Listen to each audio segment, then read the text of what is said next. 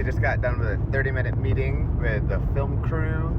They're called Wild Kingdom. We had a big group powwow for half an hour, and then we had a private powwow about like talking points and interview points and stuff like that in case Wild Kingdom wants to talk to us. And now we are driving by myself, because I've got to leave early for mountain bike cubs, but down valley to Texas Creek, which is about halfway down the Methow River drainage before you hit the Columbia. And then we're going to go up Texas Creek, tiny little creek that burned in 2015. So a lot of what we're doing today is like, maybe we're almost acting more as like what beavers would do, instead of like expecting beavers to actually make it up Texas Creek. This place burned pretty well, and what I've been learning about burns is there's this great creek, or creek, now it's creek.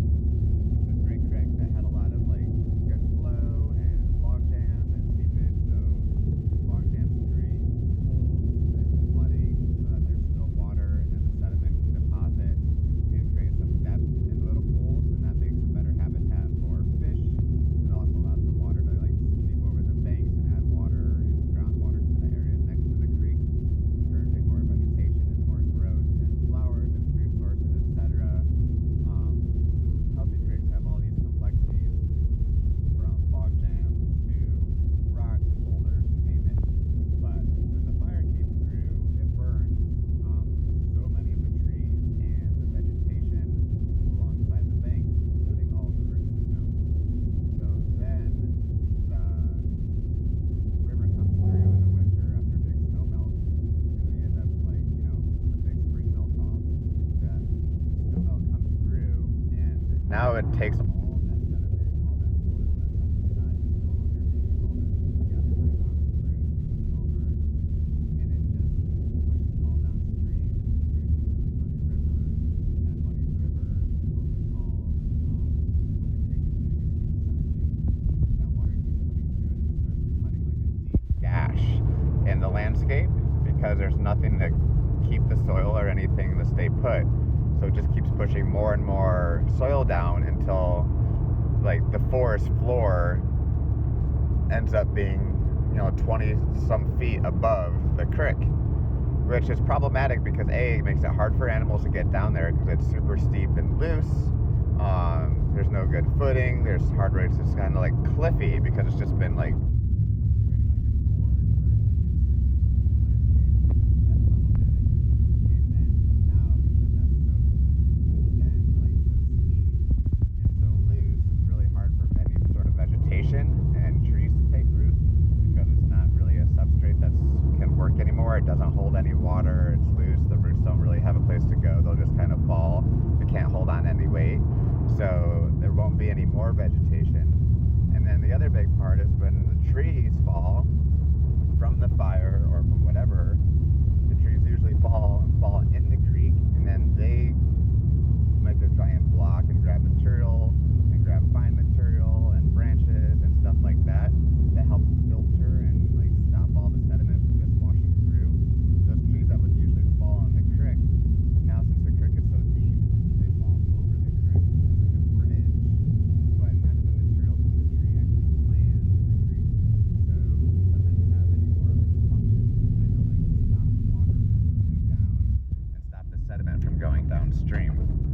So a lot of what we're doing today is cutting trees to put in the creek,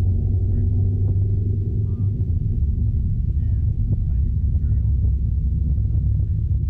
Since the area burned, a lot of the green material, like green material, is like limbs from a fir tree, where you don't have really like tight, dense green conrows, much wider conrows, are also a little bit more native to your soil, like you can't move as much. But the birds are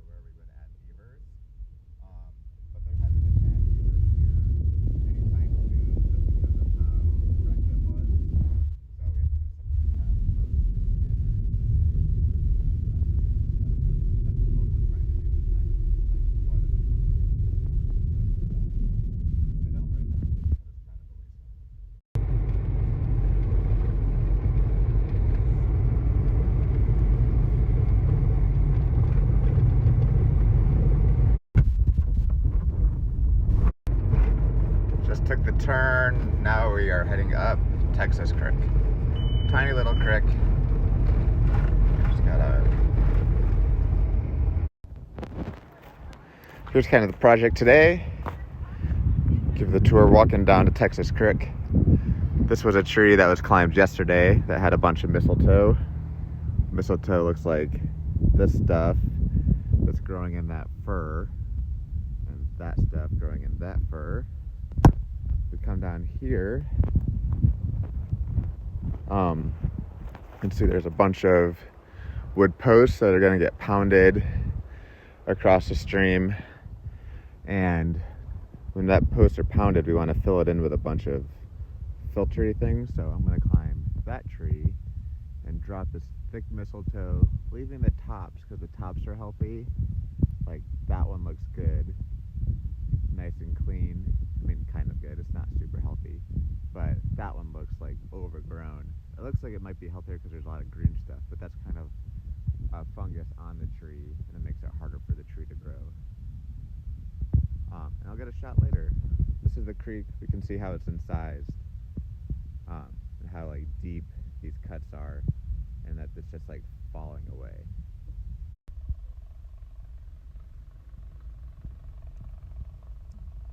Super incised.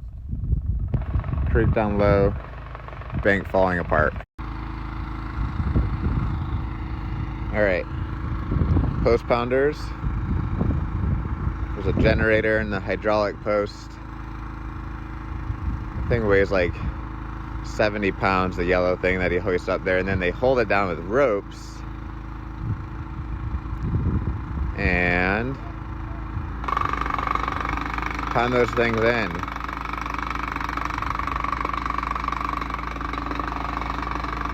I have a photo of this area right before we got to it, and it was super pretty. Now it looks like garbage, but it's going to be better in general.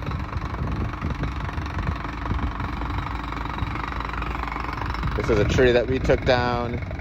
Pretty weird cut because it was leaning that direction, and we wanted it to fall that direction. It got bucked up a little bit too much. Essentially all those little logs and hunks are gonna get stacked in the stream above those posts, and then you can see all this material from that tree, tons of green, are gonna get put in between those posts to create kind of like the fence. Over there is our film crew.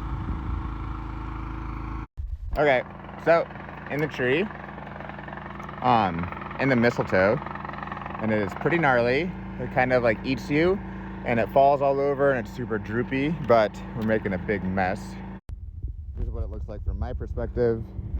Down below, there's those posts, and then these mistletoes, we can tell just because the way they grow, and they're spindly and weird, funky, and like hanging right next to you. That's not what a fir tree is supposed to look like. So I'm going up a bit further, cleaning more mistletoe. We're kind of dropping it right below, so then we can just like easily shuttle stuff from there to there, where it's all gonna end up to create the screen. And there we can see the crew coming up, probably to tell me I'm doing a great job, I hope. Okay, now I am on a new tree. I'm only removing some of the mistletoe because I'm pretty high up and I don't want to clean the tree. So I'm tied in here. I've got Anna beneath me, clearing stuff. Here's the tree I just finished. Could keep going. There's obviously still a ton of mistletoe, but then the tree won't have any branches. And I just wanted to switch job site, and then a really good look. Great look at what an incised creek looks like.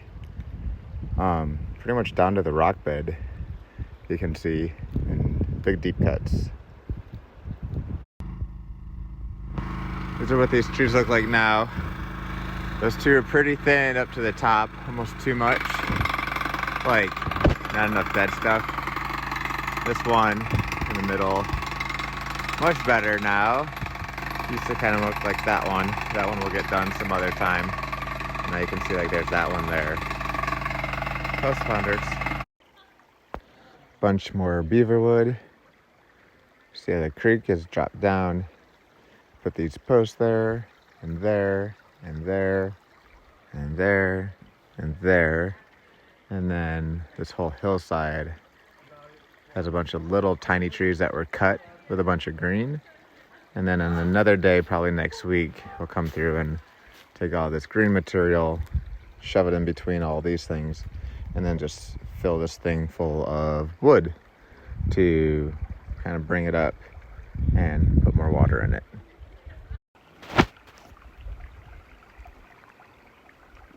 So I have to be quiet because I think they're filming, but this is kind of what it looks like with all the material in it. And then as you can see above, there's like a bunch of logs in there. And then right behind that, there's like a pool that's still. And that's kind of the point, is having those pools right there where the water stops moving like it is right there and starts to sit. And that's backing the water up, so it's getting deeper. The sediment's starting to like settle. And this is like a lot of like logs that were spanning the river much higher, going like from there to there.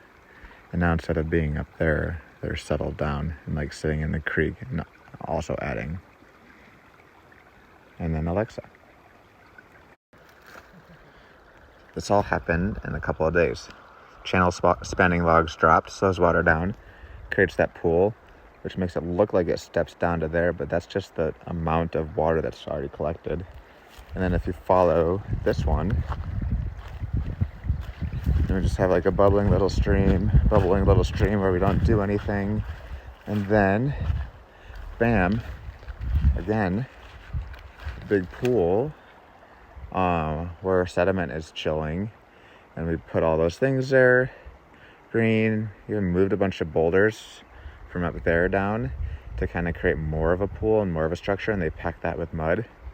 So we're creating a bunch of these, more vegetation, more food, more sediment pooling, what have you. And it kind of just does that all the way down. Step pool, step pool, step pool. And by the time we're done, filmer in the wild. There'll be a lot of it. Well, that is kind of what a day of beaver work looks like. At least at this site, Texas Creek. And there's other people around.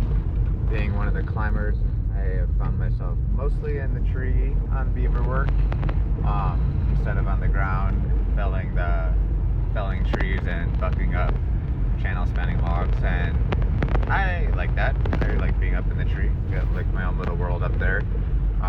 It's quiet. I get to feel the wind and stop all.